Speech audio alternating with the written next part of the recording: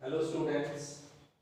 Last class में हमने देखा था बेसिडियोमाइकोटिना के बारे में कि जो बेसिडियोमाइकोटिना है वो कवक का कवक की क्या है, सबसे विकसित क्लास है, विकसित वर्ग है। कौन? बेसिडियोमाइकोटिना। फिर हमने इसके कैरेक्टर्स देखे थे, जनरल कैरेक्टर्स की, इसके अंदर क्या क्या पाए जाते हैं। फिर हमने इनके बारे में देखा था कि इसकी जो कायिक संरचना होती है वो किस प्रकार की होती है।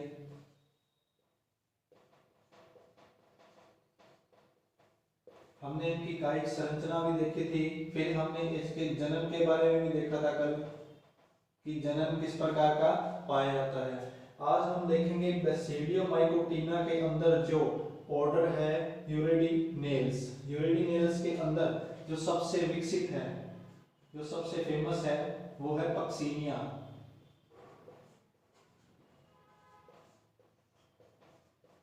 पक्सीनिया हम उसके बारे में अध्ययन करेंगे, स्टडी करेंगे। तो जो पक्सीनिया होता है वो आता है यूरिडिनेल्स गण के अंदर। यूरिडिनेल्स के बारे में पहले जानते हैं। जो यूरिडिनेल्स गण है इसके अंदर लगभग 100 वंश पाए जाते हैं और लगभग 4000 जातियां पाई जाती हैं। जो यूरिडिनेल्स होते हैं ये सामान्यतः क्या कहलाती हैं? कीटकवके होती हैं। हमें पता है जो बेसिडियोमाइकोटिना है ये कवक है और कवकों के अंदर जो ये ऑर्डर है यूरिडिनेल्स। यूरिडिनेल्स क्या है? कीटकवके होती हैं जो क्या होती हैं? लाल रंग की, लाल भूरे रंग की, या इनको बोल सकते हैं रक्ताभ भूरा। इन कीटों का ये रंग होता है कवकों का, इसलिए इनको कीट कवके कहते हैं। और ये कवके क्या काम करती हैं? रोग फैलाने का काम करती हैं। और ये रोग कौन सा फैलाती हैं? रोग फैलाती हैं कीट रोग। ये हमने सामान्यतः पढ़े हुए हैं। गेहूं का रस्ट रोग या कीट रोग बोलते हैं, सरसों का कीट रोग बोलते हैं, और विभिन्न प्रकार के संतरे का भी कीट रोग बोलते हैं। तो ये सारे जो कीट रोग होते हैं, कीट रोग होते हैं, वो फैलाने का काम करती हैं कवकें। और उन कवकों में से आज हम पढ़ेंगे पक्सीनिया के बारे में कि पक्सीनिया किस प्रकार की कवक होती है, कौन सा रोग फैलाती है और इसका जीवन चक्र है वो किस प्रकार का होता है। तो हम सब इसके बारे में अध्ययन करेंगे।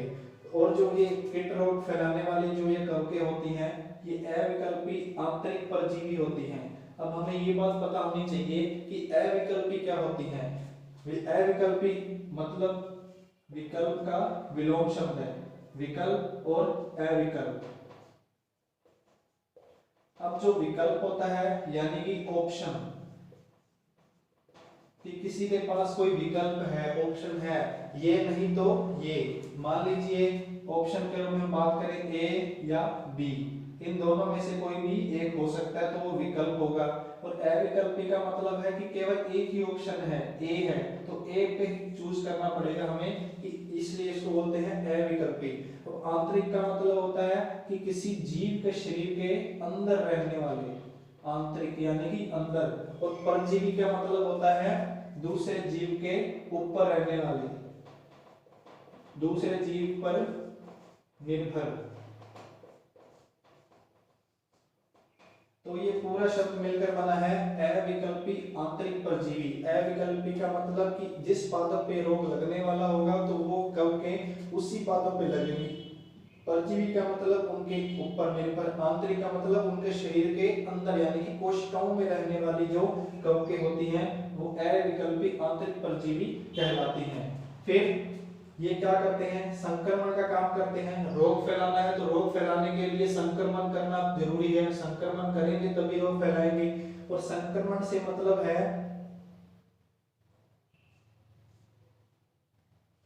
कि उस पादप के पत्तियों तक पहुंचना, संक्रमण।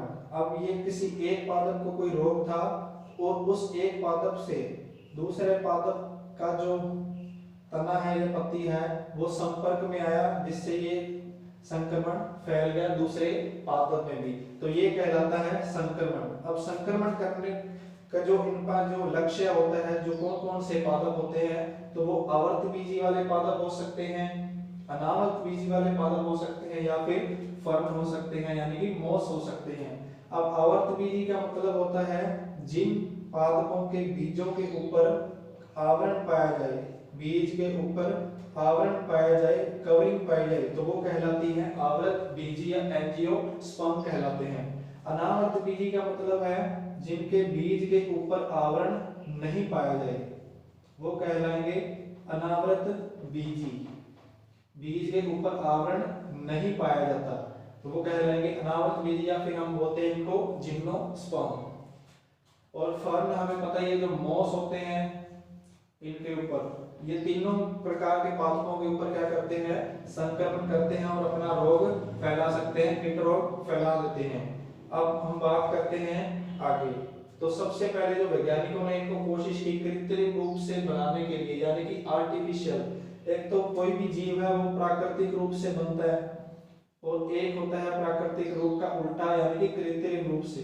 तो वैज्ञानिकों ने इसको कृत्रिम रूप से बनाने के बहुत विफल प्रयास किए, लेकिन कुछ समय बाद एक प्रयास सफल भी हुआ, जो कृत्रिम कवक का निर्माण हो पाया, और उस कृत्रिम कवक का नाम रखा गया पक्सीनिया ग्रेमिनिस ट्रिटिगाई रेस 126 ANZ67।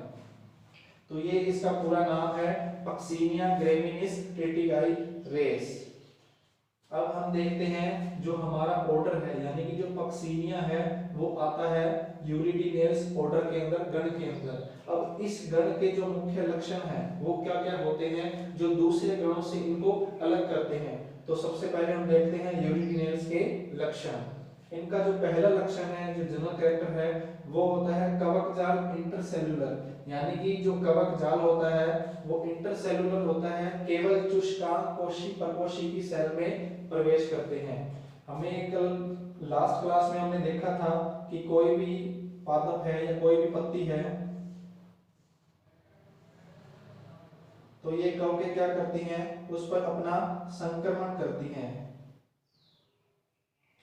अब संक्रमण करने के बाद ये क्या करती हैं, अपना यहाँ पे जाल फैला देती हैं। अब ये जो जाल होता है वो होता है इंटरसेल्युलर, यानी कि कोशिकाओं के मध्य। अब जो ये चुष्कांक है, यानी कि जो इनके रक्त चूसने वाले, कोई भी अगर मान लेते हैं कोई कवक है और इनके यहाँ से निकले रहते हैं चुष्कांक, ये चुष्कांक क्या करते हैं, इनको किसी सतह पे चिपकने या इनको आधार प्रदान करने का काम करती हैं। तो ये जो चुष्कांक होते हैं वो इनको आधार प्रदान करने या फिर इनको किसी सतह से चिपकने के लिए सहायता करते हैं। प्लस अब ये चुष्कांक है वो परपोषी कोशिकाओं में प्रवेश करते हैं। केवल चुष्कांक ही कोशिकाओं में प्रवेश करते हैं, ये पूर्णतः कोशिका के अंदर प्रवेश नहीं करते। चुष्कांक अंदर जाने से जो उसका पोषक पदार्थ है वो वहां से ग्रहण करते रहेंगे और कवकों के अंदर प्रवेश करता रहेगा उनका पोषण। फिर इनका जो दूसरा लक्षण है कवक जाल मोनोकैरियोटिक, जो कवक जाल होते हैं, यानी कि जो ये कवकों का जो समूह हो जाएगा वो पहले तो होते हैं एक केंद्र की, लेकिन कुछ समय पश्चात वो हो जाते हैं द्विकेंद्र की। पहले वो रहते हैं एक केंद्र की और बाद में हो जाते हैं द्विकेंद्र की। क्यों? क्योंकि ये अपनी धीरे धीरे ग्रोथ करते हैं, परपोषी की सतह पे चिपक जाते हैं, उनके अपने चुष्कांक को उनकी कोशिकाओं के अंदर प्रवेश करवा देते हैं, फिर उनसे पोषण प्राप्त करते हैं, धीरे धीरे अपना आकार बढ़ाने लग जाते हैं, अपना साइज को ग्रोथ करते हैं।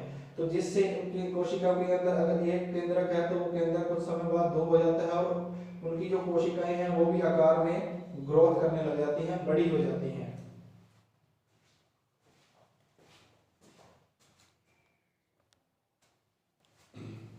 अब हम बच्चों देखते हैं यूरिडिनेल्स गण का अगला लक्षण।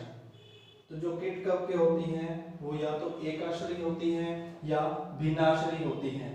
एकाश्रयी से मतलब होता है जब कवकें अपना जीवन चक्र एक ही परपोषी के ऊपर गुजारने, एक परपोषी के ऊपर गुजारने, तो वो कहलाता है एकाश्रयी, यानी कि केवल एक के आश्रय।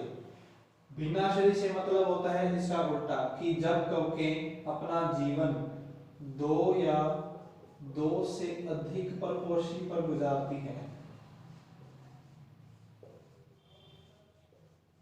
तो वो कहलाएगी भिन्नाश्रयी। तो इस प्रकार जो कवकें होती हैं, कीट कवकें, वो एकाश्रयी भी हो सकती हैं और भिन्नाश्रयी भी हो सकती हैं। फिर है अधिकांश कीट कवकें बहुरूपी।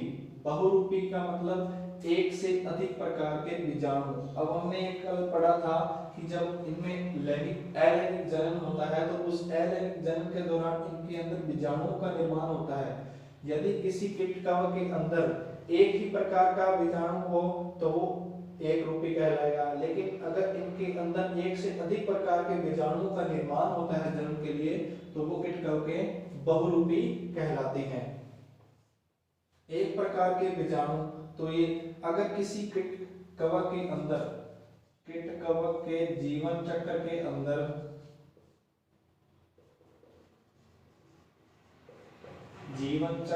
अंदर केवल एक प्रकार के ही बीजाणु बनेंगे तो वो कहलाएगा लघु चक्री, उसका जीवन चक्र है वो बहुत लघु होगा। लेकिन एक से अधिक प्रकार के बीजाणु होंगे तो वो दीर्घ चक्री कहलाएगा। क्यों? क्योंकि वो अलग अलग प्रकार के बीजाणु बनेंगे तो सबका जनन होगा तो उसका जीवन चक्र अत्यधिक लंबे समय तक चलेगा। तो ये हो गए इसके लक्षण, किसके? गण यूरिडिनेल्स के। जो किसके अंदर हमें यहाँ पक्सीनिया इसके अंदर आता है, पक्सीनिया सबसे इंपॉर्टेंट है कवक। अब हम देखते हैं इनका आर्थिक महत्व। आर्थिक का मतलब होता है पैसा, धन। अब हम देखते हैं कि इनसे हमें पता है कि जो कोई भी कीट है, कोई भी कवक है, कोई भी वायरस है, कोई भी बैक्टीरिया है, जब वो किसी भी जीव यानी कि वो पादप हो या जंतु हो उन पर लगता है तो उनमें रोग फैलाता है और रोग फैलने से हमेशा हानि होती है, कभी भी लाभ नहीं होता। तो इनके आर्थिक महत्व में ये आ जाएगा कि इनसे आर्थिक महत्व के पौधे यानी कि गेहूं, बाजरा, जौ, सरसों इत्यादि, इन सब पे ये क्या करते हैं? कवकें रोग फैला देती हैं, संक्रमित कर देती हैं, जिनसे ये पादप क्या होने शुरू हो जाते हैं? नष्ट होना शुरू हो जाती है, इनकी ग्रोथ रुक जाती है, जिससे फिर फसलें क्या होती हैं? कम मात्रा में प्राप्त होती हैं, जिससे करोड़ों रुपए की हानि प्रतिवर्ष होती है। तो ये कवकें होती हैं बहुत हानिकारक होती हैं। ये कवकें जो कीट कवकें हैं ये सबसे ज्यादा रोग फैलाने वाले जो रोग कारक हैं उनमें से एक मानी जाती है कीट कवकें। तो हानि का जो कारण होता है वो होता है परपोषी, यानी कि ये जिस पौधे में संक्रमण करती हैं उसके अंदर श्वसन दर बढ़ जाती है, वाष्पोत्सर्जन बढ़ जाती है। जब वाष्पोत्सर्जन बढ़ेगी, हमें पता है वाष्पोत्सर्जन बढ़ेगी तो जल की निरंतर हानि होती रहेगी और ये प्रकाश संश्लेषण करने के लिए जब जो जगह होती है, पत्ती की जो सतह होती है उसके ऊपर घेर लेती हैं, उसके ऊपर अपना फैलाव जाल बना लेती हैं, तो जिससे प्रकाश संश्लेषण है, फोटोसिंथेसिस है, वो पूरी मात्रा में हो नहीं पाता, तो भोजन पर्याप्त मात्रा में बन नहीं पाता, तो जिससे ऊर्जा की कमी हो जाती है। ऊर्जा की कमी होने से पादप की ग्रोथ प्रॉपर हो नहीं पाती और जिससे जो फसलें हैं वो कम मात्रा में प्राप्त होती हैं, तो इसके कारण फिर आर्थिक हानि होती है, नुकसान होता है। तो इस प्रकार जो ये कवकें हैं नुकसान पहुंचाती है पादपों को। धन्यवाद।